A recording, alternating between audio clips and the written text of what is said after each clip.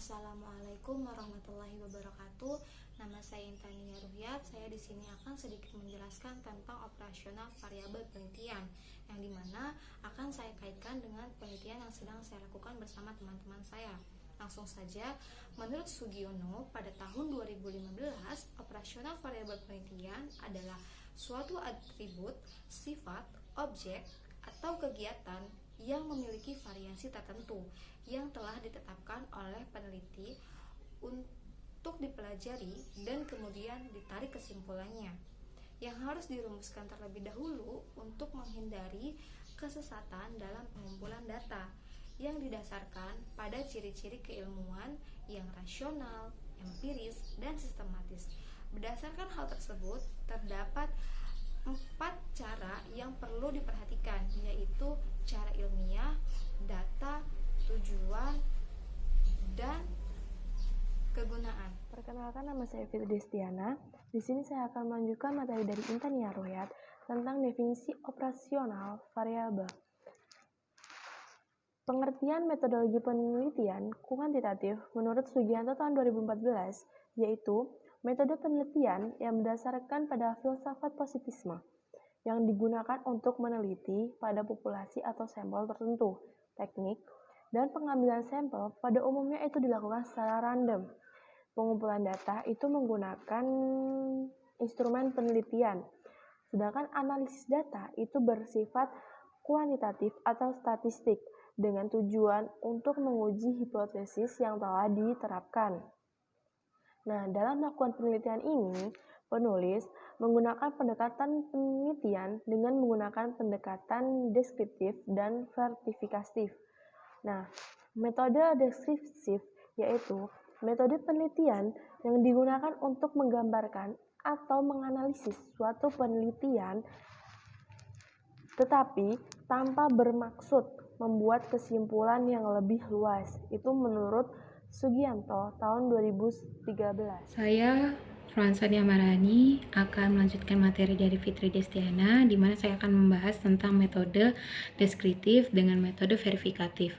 Jadi tentang metode deskriptif ini, yang pertama adalah kita mengetahui apa pengertian dari metode tersebut. Jadi metode deskriptif ini adalah metode yang biasanya digunakan untuk menjawab rumusan masalah dalam penelitian yang telah kita teliti. Adapun langkah-langkah yang meliputi metode deskriptif ada 3. Yang pertama itu adalah bagaimana terjadinya asimetri informasi dalam penelitian. Yang kedua adalah bagaimana terjadinya budget tree slick dalam penelitian. Yang ketiga adalah bagaimana cara terjadinya hubungan asimetri informasi dengan budget tree slick ini.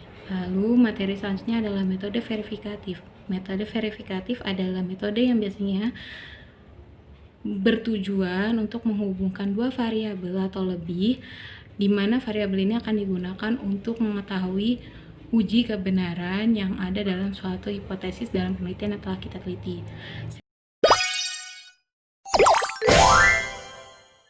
Kali ini penulis menggunakan penelitian kuantitatif.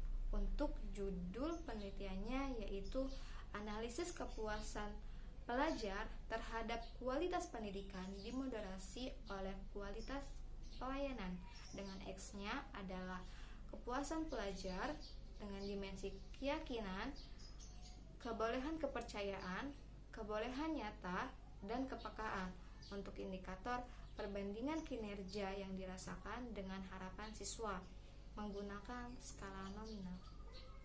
Nah, yang selanjutnya yaitu kualitas pendidikan yang kita gunakan menggunakan variabel Y dengan menggunakan dimensi bimbingan, kepekaan, fasilitas, dan kualitas pengajar.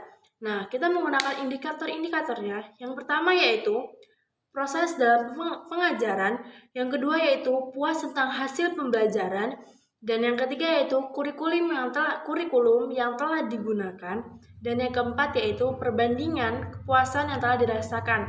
Kita menggunakan skala ordinal. B. Indikator. Di sini saya menggunakan variabel dari moderasi dengan dimensi yaitu kepuasan para pelajar menggunakan jasa pendidikan dari para pengajar. Lalu indikator yang terkait dalamnya adalah yang pertama penggunaan sistem belajar dengan benar. Yang kedua, adanya peningkatan dalam belajar.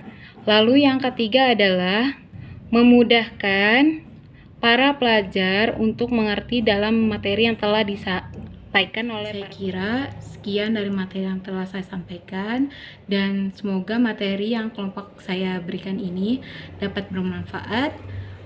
Bila ada salah kata saya mohon maaf, dan kepada Tuhan saya mohon ampun. Wabillahi taufiq wal hidayah. Wassalamualaikum warahmatullahi wabarakatuh.